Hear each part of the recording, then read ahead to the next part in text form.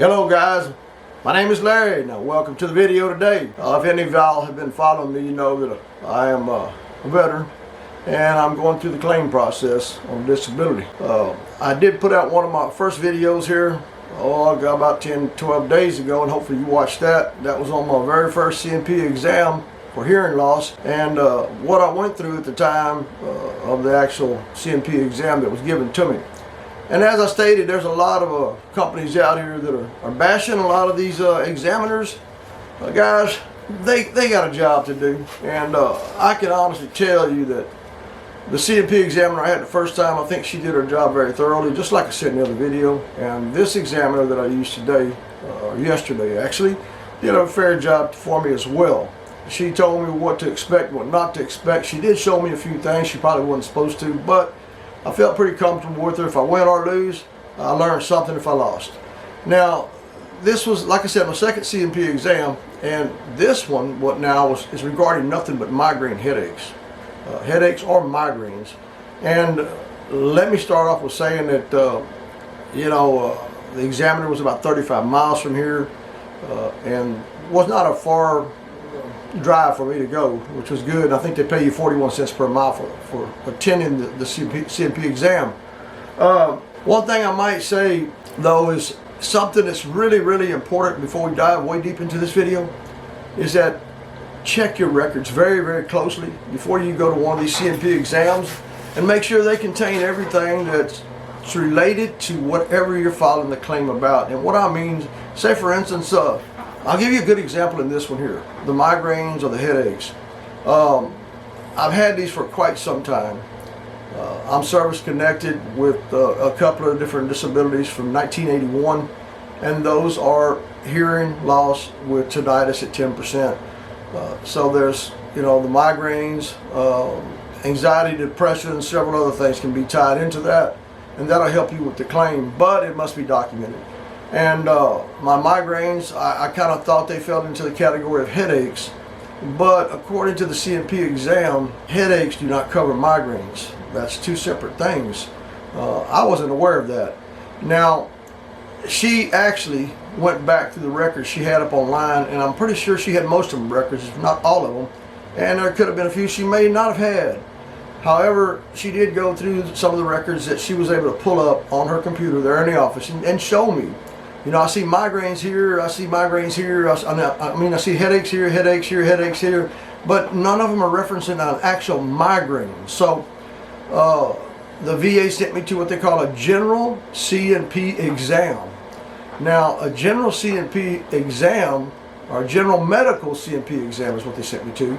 Now, you get that in the mail, you're not sure what you're going to be examined for.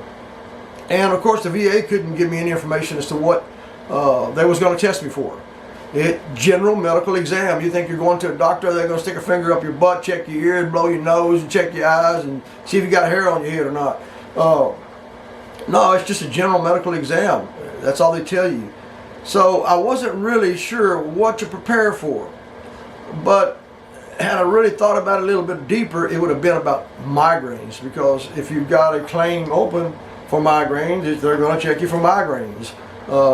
I actually had two other claims, anxiety and depression, open up at the same time. So, this C&P exam was basically for migraine headaches, but the doctor that examined me at OptumServe could not connect the dots, could not connect the links between a headache and a migraine. She was stating that it has to be pretty clear in your medical records from the VA or whatever treating physician that you're using, that it's clearly documented this gentleman had, or this patient had headaches, or headaches that are similar to migraines. Even more so, have her put in there, the patient had migraines. And if you can provide dates and times, that is even greater. Now, you see all this stuff online about Migraine Buddy and keeping logs and all that. Well, that is so true. I was keeping logs for about 4 months, and all of a sudden I'm talking to a couple of vets, I'm talking to a VSO, I'm talking to several other people, and they're telling me you don't need to turn that record in, so it's not important. Well, I found out different. When I went to the C&P exam yesterday, the doctor that observed me, checked me, verified my facts, told me straight out, do you have any other paperwork you want to give me? And I said, well, I used to have like a buddy log or a log, manifest, whatever you want to call it, of all the times I've had the migraines and how long they've carried on. And another important thing she said was, do you have prostrating headaches? That is the key word in headaches and migraines. Are they prostrating? Prostrating simply means that they are just really take you out of the picture. If you're at work, you have to leave work. You may have to lay down for 2 to 4 hours and sometimes 2 or 3 days. Those are what are called prostrating attacks. Now, that is something that the VA is going to look for really, really close. If you have migraines, keep a log. The date, the time, the severity, how long they lasted, what the symptoms were when you got them. Say, for instance, you had nausea, vomiting, you had some vertigo issues maybe. And if you have vertigo, that needs to be in your records. You need to discuss all that with your doctor. Make sure that doctor puts it in there. Anything that's related to the migraines, whatever, you know, a lot of different things. It's best to go to va.gov and look at what, I can't say qualifications, but what you need to be matching to see where your benefit might fit in at. All right, we're at the point in the video where I'm actually going to have my DBQ here pulled up. Now, I should have pulled it up on screen, but I didn't get that done. I might try to do that here shortly if I can get you a shot on the computer where it makes it easier to see and maybe I can understand it better for you. So let me see if I can get this camera set up to shoot what I'm seeing on my desktop here, and we'll continue from there. Okay guys, I was able to set this up where hopefully you could see it pretty clear. I'm doing the best I can. This is a one-man show, and you know, us old 65-year-old veterans, we're not good with high-tech stuff, so we're doing the best we can. Okay, they're going to go off of this, well, back up. My C&P examiner, the doctor that examined me at OptumServe, used this DBQ right here. Now, this is 5 pages. It is a headaches, including migraine headaches, disability benefits questionnaire. And it's pretty self-explanatory. You know, at the top of the page right up there, you're going to see, you know, your patient name. You're going to come over here, social security number. And then, are you completing disability benefits questionnaire at the request of the claimant, or somebody else is doing it for you? And it'll go down pretty much simple questions. Are you a VA healthcare provider? No, of course. You know, she was. Is the veteran regularly seen as a patient in the clinic? Of course, she would answer all that. That's her section there. Now, it goes on down and says evidence review. It says she'll either check no records reviewed. Oh, let me get that down where you can see it there, please. There we go. No records reviewed or records reviewed. And then please identify evidence reviewed, service treatment records, VA treatment records, private treatment records, and the data range. You see, this is kind of limited to what can be put in there. And then section 1 goes down, let's see here. Does the veteran now have, or has he or she ever been diagnosed with a headache condition? Of course, you check yes if you are, or no if you're not. If you have selected veteran's condition, you're going to have to check these boxes. In my situation, migraine with migraine variants. I did have clusters. And what I did to cover all of it, instead of checking each one of these, I went in here and wrote my types of headaches. That was on my part of the questionnaire. I filled out one and took it there ahead of time. So if she used this questionnaire, I would be ready for some of the answers. And I filled out this form myself and made sure that I could fill it out to the best of my ability, and it reflected back on my actual medical records. And I'll tell you in the end what happened and why it's probably going to get denied. So make sure you stick around with that. Plus, I've got a little booster at the end of the video that they gave me on this examination that I did not know I was entitled to, that will help my benefits without me even knowing it. So make sure you stick around the end of the video for that. That might be worth 10 to 20% right there. And then you continue down here. It says if there are additional diagnoses that pertain to headache condition, list using above format. So they want the other diagnosis, number 1, ICD code, date of diagnosis. And she asked me right off the bat, when did your symptoms start? Now, don't be an idiot and come out there, well, I think they started, let's say you got out in 2010. Well, I think they started in 2015. Well, if you've had migraines, headaches, or any issues in the military, it's a thing called sick call. And it's very important that you drop your big old manhood down a little bit. And so, and you know how it is with veterans, everybody's trying to be macho and tough and crazy and just on top of the world. Drop your ego, go see that doctor or go to sick call. Make sure these records are documented, because you don't know how important they are until you get out 25 years later, like myself, actually 35. And you need help. Without documentation, without medical records, you're fighting a long uphill battle.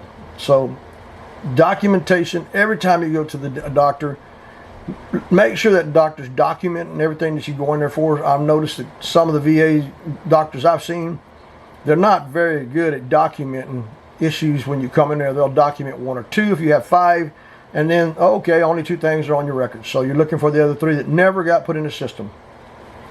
And it goes down here to say, does the veteran treatment plan include taking confidence medication for the diagnosed condition? They'll fill that in. Does the veteran experience headache pain? Here you go, right there.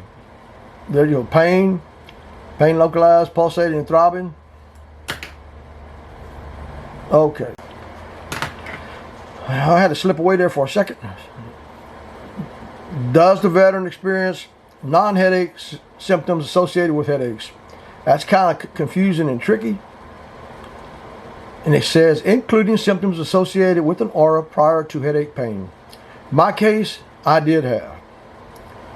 Now it goes down to the next section. Now, if yes, click the following.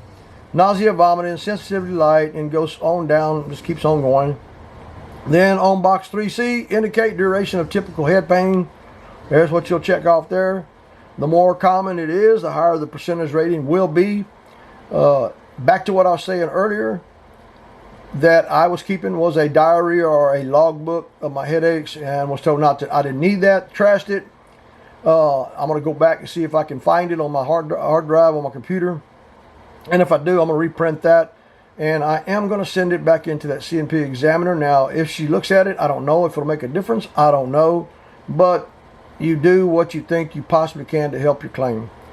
3D, indicate location of typical head pain. Well, in my situation, it was left and right side, and it was behind both eyes from time to time. So you'll fill that out right there. Now, this is an important section right here. Remember what I was telling you earlier in the video.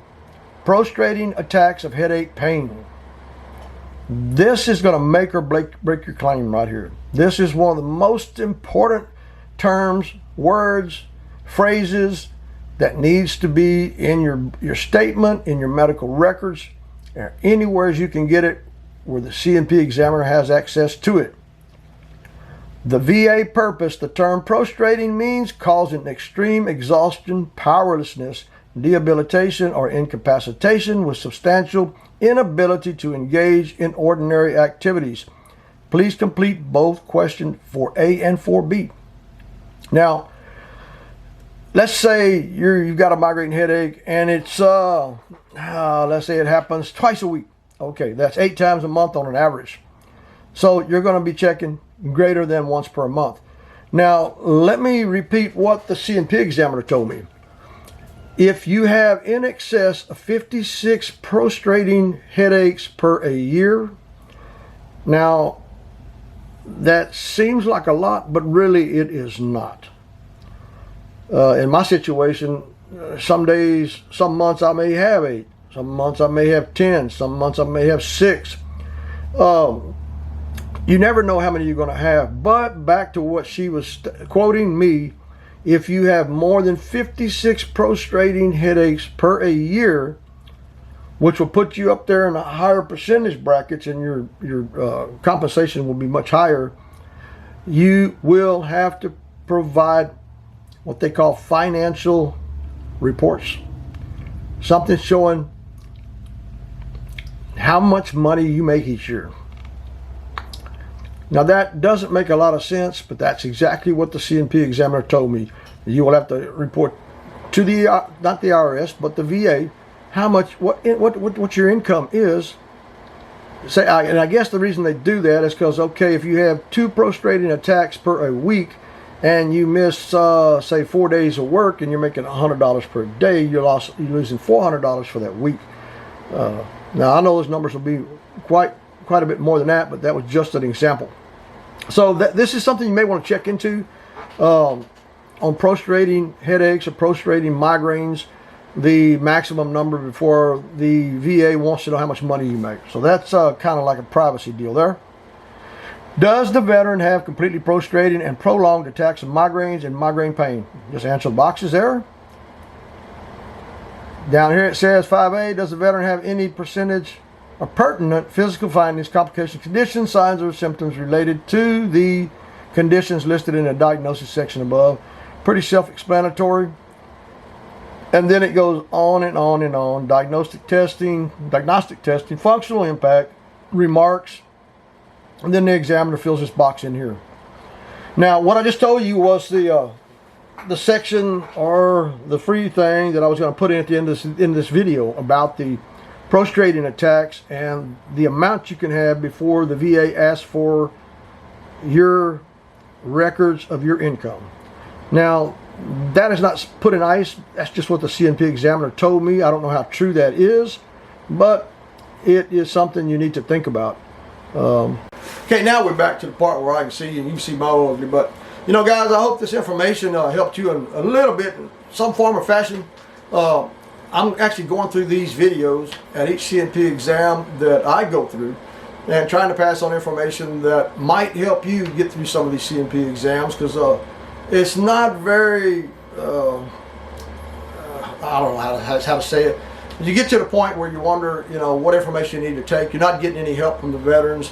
My VSO didn't give me any insight on what I need to take. He just kind of threw the case out there and filed it. And I didn't even put the migraines in there. He did, according to the paperwork he saw that I had. So sometimes the VSOs will get you in more shit than you can get out of. But if you got the problem, you got the problem, and I do have it. It's just documentation in my medical records and history does not provide enough evidence for them to really rate the disability or the percentage very, very high. So as I told the doctor that was examining me, can I come back and redo this later on after we get more treatment for it? And she said, well, you're going to have to see a neurologist. I said, well, I am. That's going to be next week. And you're going to have to see a psychiatrist doctor. I said, that's okay. We'll see him next week.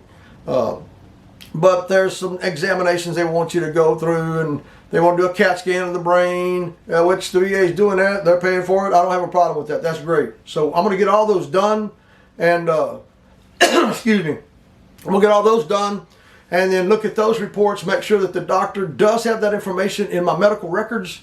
And if I get shot down on this claim, I will appeal it, as long as I know that I have more information in my records that correlate or are connected with whatever the VA is sending me to, such as this C&P exam, not knowing what it was.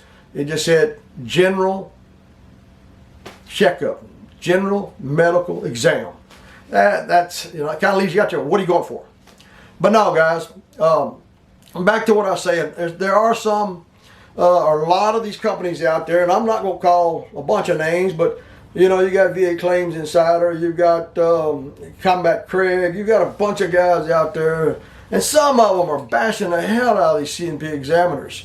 Guys, I don't know. I'm not, maybe I'm just getting the right C&P examiners that seem to really want to help you, and I know that's a fact that they may be playing the game with you, that they want to be your buddies, but I don't know, this lady here that I went to see, I thought was very, very fair with me. She actually showed me a lot of things. And one thing that I'm going to mention right now before this video ends is that she did bring up something when my time of service was, when I got out in 1981 and prior to that, was when I enlisted, that we was linked to firefighting foam and the insulation on a lot of ships that we were worked on. So That was something similar that falls under, I believe what she said, I'm not positive on this, so don't quote me, it falls under the PACT Act. Somebody within the VA had filed, his last name was O'Donnell, had filed that for me in my medical records. She picked up on it at the C&P exam and said, hey, this is a very big plus for you. You might fall under the PACT Act with your MOS, what you did, and where you was at, and the conditions back then were similar to what you see now with Camp Lejeune with the water. So that was something I did learn from her. So she was very very pleasant to deal with. It showed me a lot of things that I needed to know, and told me that if this did not go through, just you need to connect this dot, this dot, this dot, this dot, and then come back in for a C&P exam, and hopefully you get me again, she said, and we'll make sure we take care of this. But, excuse me, the results are not in. We don't know what we're going to get. It may be favorable. It may be denied. Whatever it is, I learned a lot from this C&P exam, and I've got one more to take. That is going to be the mental health exam for the insomnia and some other things. Now, that one there, I know what I'm going in for. I know what they're going to ask me. I know what my symptoms are. I'm already digging through all my medical records. I'm going all the way back to 1980. And I'm going to pull those medical records up. Say, for instance, if this was going back for migraines, I would go in there, every page that has migraines or headaches mentioned, I highlight it with a yellow marker. And those are what I'm going to take to the doctor if I go back in. Mental health, if you suffer from, say, depression, anxiety, insomnia, which falls under the same category as mental health. Let's use those three. If you've got those three symptoms, go back to your medical records, and don't go in that office empty-handed. But go back to your medical records, print out those that are related to whatever condition you're going to see the C&P examiner for. Take those with you when you go in that office. I can't stress that enough. That's exactly what the C&P examiner told me yesterday.